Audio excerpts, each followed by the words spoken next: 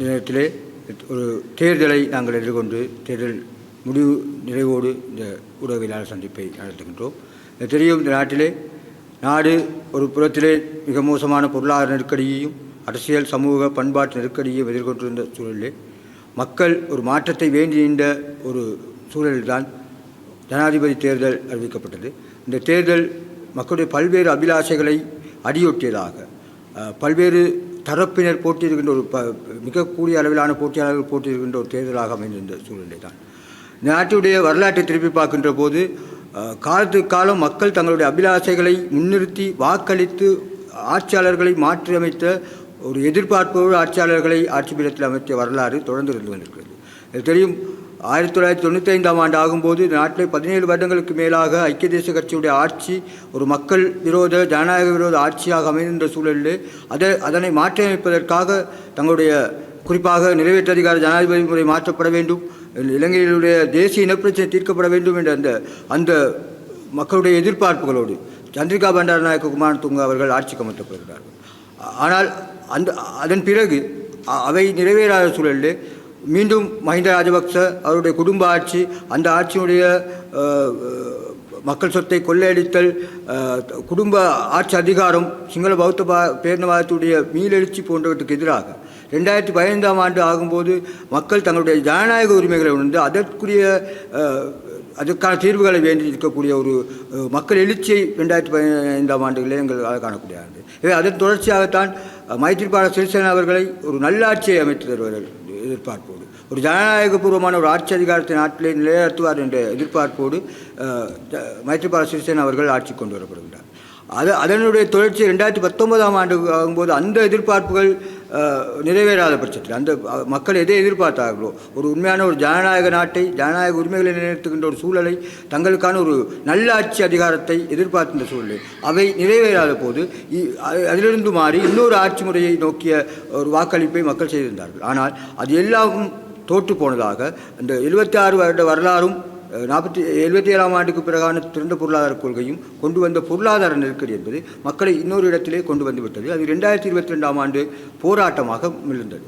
ஆனால் அதனுடைய தொடர்ச்சியாக அங்கே வெறுமனை பொருளாதார மீட்சியாக மாத்திரமல்லாமல் ஒட்டுமொத்தமாக இந்த நிலைமைக்கு இந்த நாட்டை கொண்டு வந்து இந்த ஆட்சி அதிகார முறைமைக்கு எதிராக, குறிப்பாக நிறைவேற்று அதிகார ஜனாதிபதி முறை, இந்த நாட்டில் இருக்கக்கூடிய இந்த அரசியலமைப்பு, அதே போல மக்கள் விரோத ஜனநாயக விரோத உள்ளடக்கங்களை கொண்ட இந்த ஆட்சி முறைமை மாற்றப்பட வேண்டும் என்ற ஒரு கோரிக்கை மக்கள் மத்தியிலே வெகுவாக இருந்தது. அதனுடைய தொடர்ச்சியாகத்தான் 2024ஆம் ஆண்டு தேர்தல் என்பது ஒரு அந்த மக்களுடைய குரலில் சொன்னால் சிஸ்டம் சேஞ்ச், முறைமை மாற்று என்ற அந்த கோரிக்கையின் வெளிப்பாடாக இந்த மக்களுடைய அபிலாஷைகள் முன்னிறுத்தப்பட்டு வந்த சூழலில் தான் இந்த தேர்தலுடைய முடிவுகளை நாங்கள் எவ்வாறு பார்க்கின்றோம், அது எவ்வாறான மக்களுடைய அபிலாஷைகளை நிறைவேற்றப் போகின்றது என்ற கேள்வி எங்கள் முன்னெடுக்கிறது.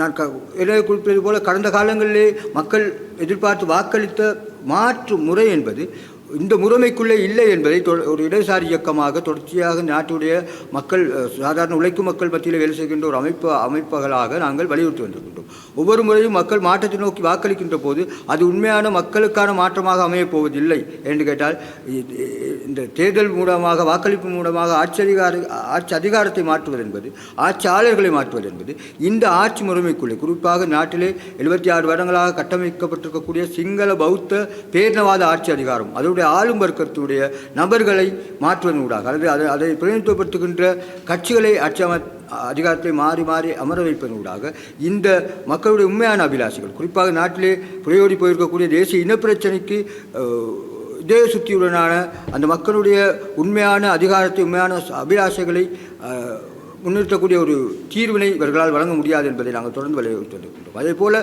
நாட்டிலே ஏற்றத்தாழ்வு மிக்க இந்த பொருளாதார கட்டமைப்பு, இவர்கள் பின்பற்றி வந்த பொருளாதார கொள்கையூடாக நாட்டுடைய சுய பொருளாதாரம் அளிக்கப்பட்டு ஒரு கையேந்து பொருளாதாரத்துக்கு திறந்த பொருளாதார கொள்கையூடாக உலகமயமாதலுடைய பொருளாதார சந்தையாக நாடு மாற்றப்பட்டிருக்கின்ற சூழலுக்கு இவர்களுடைய இந்த அதிகார முறைமைக்குள்ளே தீர்வு இல்லை என்பதை நாங்கள் தொடர்ந்தும் சொல்லி வந்திருக்கின்றோம். அதே போல நாட்டிலே ஒரு உழைக்கும் வர்க்கமாக இருந்து நாட்டினுடைய அடையாளத்தை தந்தவர்களாக மலையக தேசிய இனத்துடைய அபிலாஷைகள் நிறைவு செய்யக்கூடிய, அவர்களுடைய அபிலாஷைகளை பூர்த்தி செய்யக்கூடிய எந்த ஒரு நிகழ்ச்சியும் இந்த ஆட்சி அதிகாரம் இல்லை என்பதை நாங்கள் தொடர்ந்து வலியுறுத்தி வந்திருக்கின்றோம். எனவே இந்த ஆட்சி மாற்றங்கள் தொடர்பாக எங்களுடைய எங்களுடைய கருத்து என்பது தொடர்ந்துமே மக்கள் சார்பானதாக இந்த ஆட்சி முறை இல்லை. எனவே வாக்களிப்பதனூடாக இந்த ஆட்சி அதிகாரத்துக்கு புதிய நபர்களை கொண்டு வருவதனூடாக தீர்வுகள் கிடைக்கப் போவதில்லை என்பதை நாங்கள் தொடர்ந்து வலியுறுத்தி வந்ததோடு மாத்திரமல்லாமல் உண்மையான மக்களுடைய அபிலாஷைகளுக்கான ஒரு சமூக மாற்றத்துக்கான அரசியலை தொடர்ந்து வலியுறுத்தி வந்திருக்கின்றோம். அதனுடைய தொடர்ச்சியாகத்தான் மக்கள் போராட்ட இயக்கம் முன்னணி என்ற இந்த அமைப்பிலே ஒரு அங்கமாக முன்வந்து உண்மையான நாட்டிலே இருக்கக்கூடிய சாதாரண உழைக்கும் மக்களுடைய அபிலாஷைகளை நிறுத்தக்கூடிய ஒரு ஆட்சி முறைமை மாற்றத்துக்கான ஒரு நீண்ட கால வேலை திட்டத்தில் நாங்கள் இணைந்திருக்கின்றோம். இந்த சூழலில் தான் இந்த முறை தேர்தல் 2024ஆம் ஆண்டு தேர்தல் என்பது பலரும் போட்டியிடுகின்ற சூழலில் எல்லோரும் ஒரு வகையான இந்த ஆட்சி முறைமையை காப்பாற்றிக் கொண்டு இதற்குள்ளே சின்ன சின்ன சீர்திருத்தங்களை செய்து கொண்டு இதற்குள்ளே இருக்கக்கூடிய ஊழலை ஒழித்து அல்லது இதில் இருக்கக்கூடிய நல்லவர்களை ஆட்சிக்கு அமர்த்தினூடாக இதை மாற்றி வரலாம் என்ற போன்ற பல்வேறு கருத்துக்களூடாக ஒரு புறம் பிரச்சாரத்தை முன்னெடுத்த போது மக்கள் போராட்ட முன்னணியாக நாங்கள் இல்லை, நாட்டில் இருக்கக்கூடிய பொருளாதார கட்டமைப்பு ஒட்டுமொத்தமாக மாற்றப்பட வேண்டும், நாட்டுடைய ஆட்சி அதிகார முறைமை மாற்றக்கூடிய ஒரு அரசியல் அமைப்பு உருவாக்கப்பட வேண்டும், நிறைவேற்ற அதிகார ஜனாதிபதி முறைமை மாற்றி அமைக்கப்பட வேண்டும், நாட்டிலே புறையோடி போயிருக்கக்கூடிய தேசிய இன பிரச்சனைக்கு மிக தேசத்தோடு சுயாட்சி அதிகார பகிர்வு வழங்கப்பட வேண்டும். அதேபோல் மலையக மக்கள் ஒரு தேசிய இனமாக அங்கீகரிக்கப்பட்டு அவர்களுடைய சுயாட்சி அதிகாரம் வழங்குகின்ற அதே நேரத்திலே அவர்களுடைய அடிப்படை பிரச்சனையாக இருக்கக்கூடிய காணி, வீடு, அடையாளம் போன்ற பிரச்சனைகளுக்கு தீர்வுகள் முன்வைக்கப்பட வேண்டும் என்பது எங்களுடைய கொள்கை வெளித்தட்டில் முன்வைத்திருக்கின்றோம்.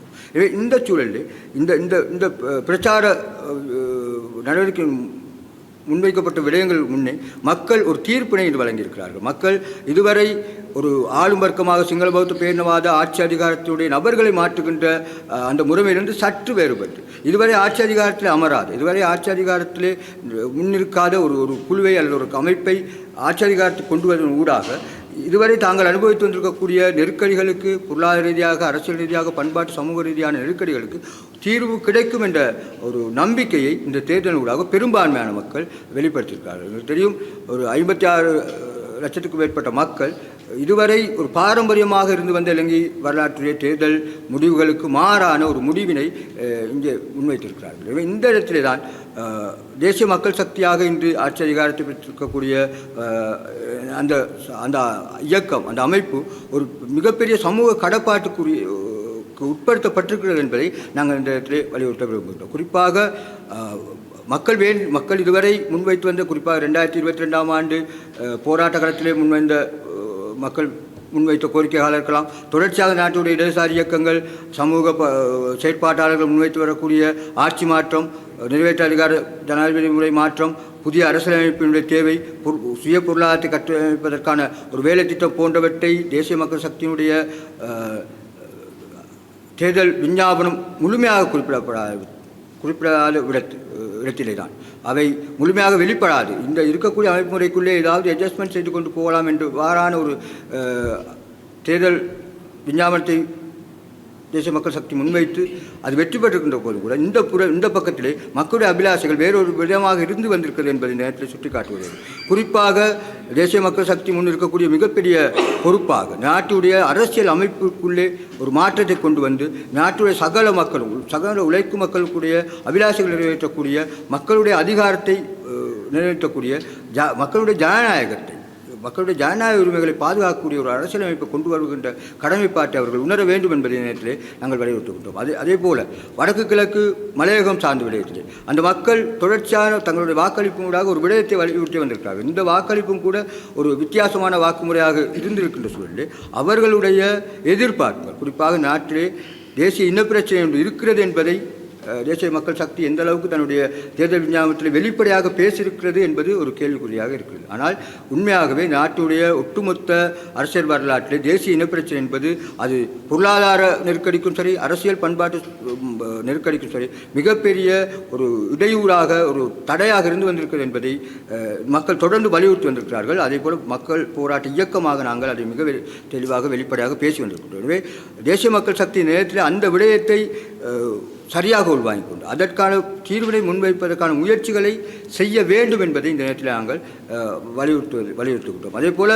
மலையக மக்கள், குறிப்பாக கடந்த காலங்களில் மலையக மக்கள் தொடர்பாக தேசிய மக்கள் சக்தியினுடைய பார்வை அல்லது அவர்களுடைய நடவடிக்கைகள் என்பது மிகவும் தாழ்ந்த மட்டத்தில் இருந்து வந்திருக்கிறது. ஆனால் நாட்டுடைய உழைக்கின்ற வர்க்கமாக நாட்டுடைய பொருளாதார கட்டமைப்புக்கு மிக பாரிய பங்களிப்பை செலுத்துகின்ற ஒரு தேசிய இனமாக அந்த மக்கள் இருந்து வருகிறார்கள். எனவே அந்த விடயம் தொடர்பாகவும் அவருடைய காணி வீட்டுரிமை, அவருடைய தேசிய இன அடையாளம், அதே போல் அவருடைய மொழி, கல்வி, சுகாதாரம் போன்ற விடயங்களை சரியாக கொண்டு நடத்துவதற்கு தங்களுடைய ஆட்சி அதிகாரத்திலே, தங்களுடைய ஆட்சி காலத்திலே முறையான நடவடிக்கைகள் எடுப்பதற்கு தேசிய மக்கள் சக்தி முன்வர வேண்டும் என்ற விடயத்தை நேரத்தில் நாங்கள் முன்வைக்கின்றோம். எனவே இந்த சூழலில் தான் ஒருபுறம் மக்களுடைய அபிலாஷைகள் ஒருபுறமாக இருக்க, தேர்தலில் ஆட்சி அதிகாரத்தை கைப்பற்றுகின்ற ஆட்சியாளர்கள் இன்னொரு புறமாக செயல்படுகின்ற போது தொடர்ச்சியாக முரண்பாடுகளும், தொடர்ச்சியாக மக்களுக்கும் ஆட்சி அதிகாரத்துக்கும் இடையான முரண்பாடு தொடர்ந்து வளர்ந்து வருகின்ற ஒரு சூழலே இருக்கிறது. அதனுடைய உச்சத்தை தான் நாங்கள் 2022ஆம் ஆண்டு பார்த்தோம். எனவே இந்த இவ்வாறான சூழலில் தான்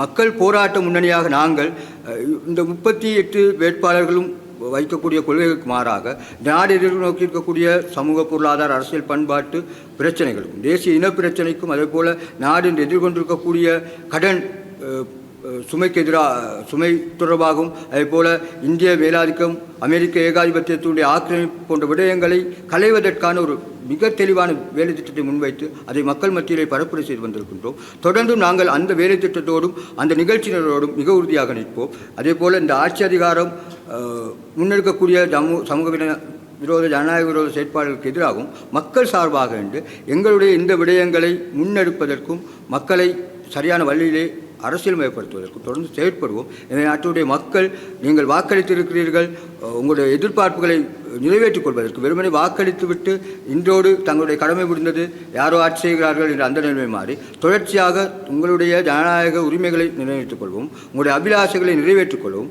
ஆட்சி அதிகாரத்தோடு தொடர்ந்தும் ஆட்சி அதிகாரத்துக்கு குரல் கொடுக்கின்ற, அழுத்தம் கொடுக்கின்ற அரசியல் செயற்பாட்டிலே தொடர்ந்து நீங்கள் பங்கு கொள்ள வேண்டும். அதற்காக மக்கள் போராட்ட முன்னணி எப்போதும் தயாராக இருக்கிறது. எப்போதும் நாங்கள் இந்த ஆட்சியாளர்களுக்கும் சொல்கின்றோம், மீண்டும் இந்த எதிர்பார்ப்புகளை நிறைவேற்றுவதற்கான மக்களாக நின்று தொடர்ந்து எங்களுடைய கருத்துக்களை, எங்களுடைய செயற்பாடுகளை தொடர்ந்து முன்னெடுப்போம் என்ற செய்தியை சொல்லி